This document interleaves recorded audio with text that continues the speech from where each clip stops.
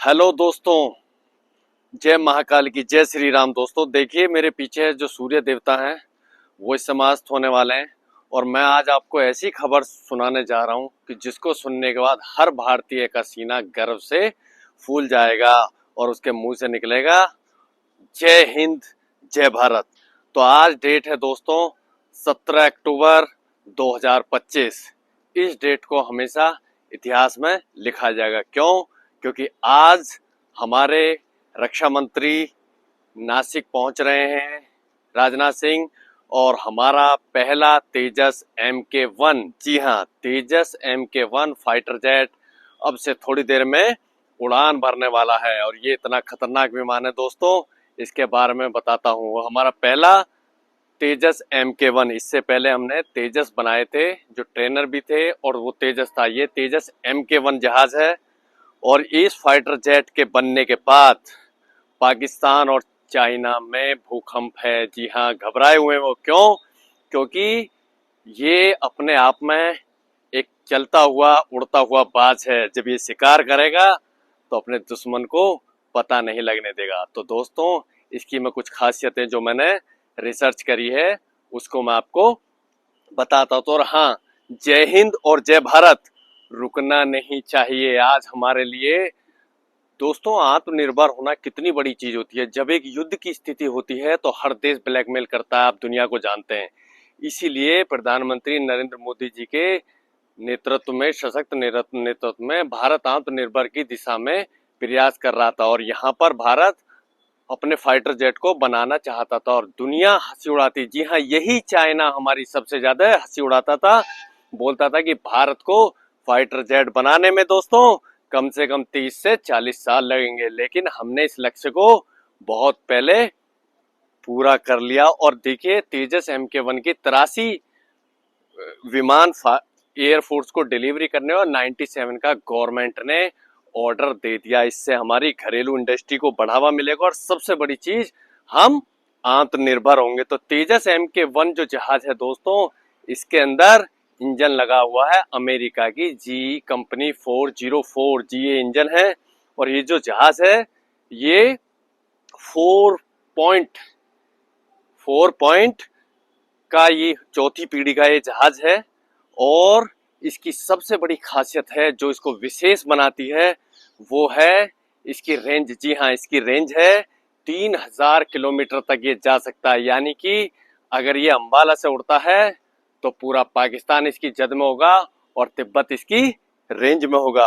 और इसकी स्पीड के मामले में इसमें राफेल में कोई ज्यादा फर्क नहीं है। राफेल की 2250 किलोमीटर की स्पीड है और इसकी स्पीड भी 2200 किलोमीटर पर घंटे की रफ्तार है। आप इसको देसी राफेल कह सकते हैं। सोचिए दोस्तों, कल्पना करो, सुखोई 30 और राफेल उनके बीच में चलेगा हमारा देसी लड़ाका, जी हाँ, तेजस MK1। और सब उसके अलावा उन्नत वारफेयर और इसका इलेक्ट्रॉनिक वारफेयर आधुनिक रडार सिस्टम है इसके अंदर। एक बार में 3000 किलोमीटर जा सकता है दोस्तों। और ये 5.5 टन से लेके 6 टन तक का वारहेड ले जा सकता है, इतना एक कैरी कर सकता है। और इसके अंदर AESA, जी हाँ, AESA रडार सिस्टम लगा हुआ है जो भारत के DRDO द्वारा बनाया गया है दोस्तों। और ये फाइटर जेट हर मौसम में उड़ सकता है। और दूसरी चीज, एक साथ ये कई लक्ष्यों को साध सकता है दोस्तों। और इसके अलावा बियॉन्ड विजुअल रेंज है इसकी। इसका मतलब होता है कि ये ज्यादा से ज्यादा ये अपना लक्ष्यों को साध सकता है। और इसके अलावा चौथी पीढ़ी का ये फाइटर जेट है और इसमें भारत की अस्त्र 1, अस्त्र 2 और अस्त्र 3 जैसी मिसाइलें जब लगेंगी तो ये कितना डेंजरस और कितना खतरनाक होगा ये मुझे बताने की जरूरत नहीं है। इस फाइटर जेट के आ जाने से दोस्तों, आप कोई भी फाइटर जेट ले लो दुनिया का, लेकिन जो अपने फाइटर जेट के अंदर बात होती है वो किसी और के अंदर नहीं। क्योंकि भारत का आत्मनिर्भर भारत के तहत ये फाइटर जेट बना है और इसके अंदर 70%, जी हाँ 70% कंपोनेंट इसके भारतीय हैं। क्योंकि जब युद्ध होता है दोस्तों, रूस और यूक्रेन का युद्ध आप देख रहे होगे, जब युद्ध होता है तो युद्ध में कौन देश किसके साथ होगा ये डिसाइड कर पाना बहुत मुश्किल होता है। क्योंकि दुनिया आपके हिसाब से नहीं चलती, ना इंटरनेशनल राजनीति में कोई किसी का दोस्त है ना दुश्मन है, सबके हित जुड़े हुए हैं एक दूसरे के साथ। अगर आज अमेरिका को आपकी कहीं जरूरत है तो अमेरिका आपसे सटेगा, कहीं जरूरत नहीं तो अमेरिका आपको काटेगा। और यही रशिया का है।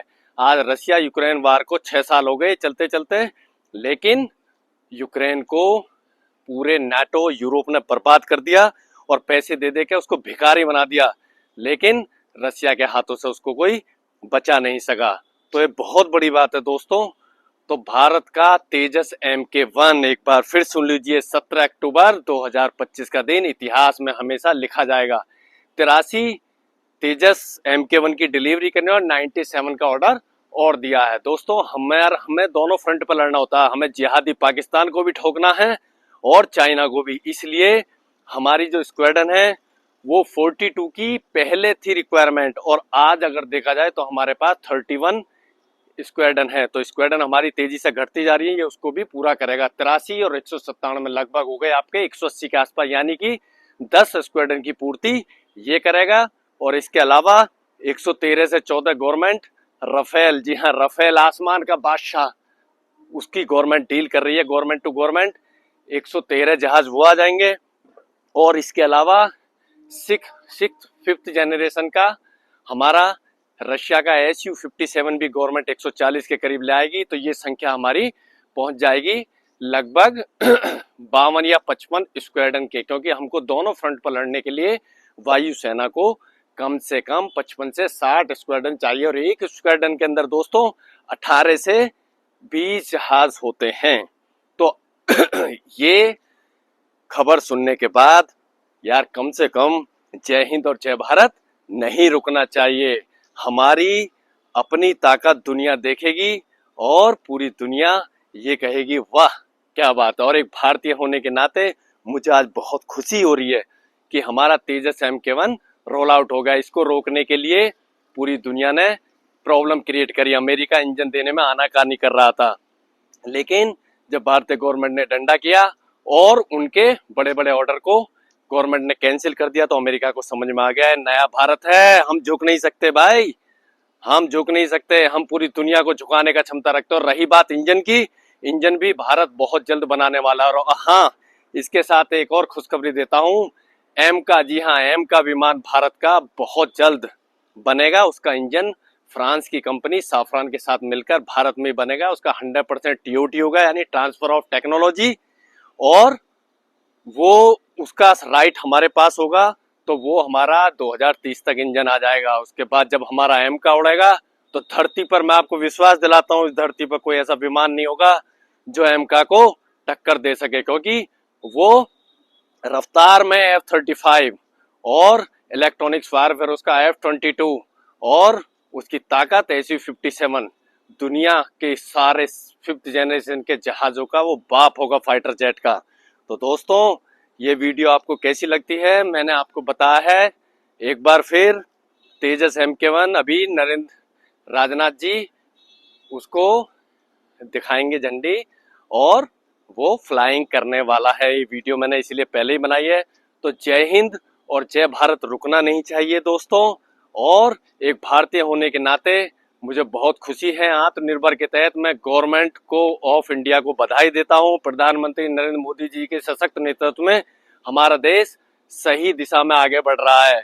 और रही बात पाकिस्तान और तुर्की जैसों की, तो एक बार मैं अपनी पंचलाइन बोलता हूं कि क्या, कि पंचलाइन ये है कि दुश्मन कितना ही ताकतवर हो, लेकिन हिंदुस्तान जब उसको उड़ाएगा, उसको ठोकेगा, तो उसको भागने के लिए जगह नहीं मिलेगी। क्यों? क्योंकि जली को आग कहते हैं और बुझी को राख कहते हैं, और दुश्मन के दिल में जो बारूद भर दे उसे मेरा हिंदुस्तान कहते हैं।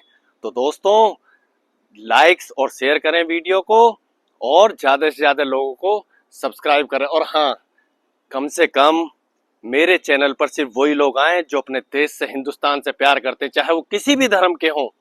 140 करोड़ की जनसंख्या है हमारे देश की। हम सबको एक साथ मिलकर आगे बढ़ना है। और हाँ, जय श्री राम और जय महाकाल, रुकना नहीं चाहिए। और आप जिस जगह से इस वीडियो को देख रहे हैं, वहां पर आप उस जगह का नाम लिखिए और जय हिंद लिखना ना भूलें।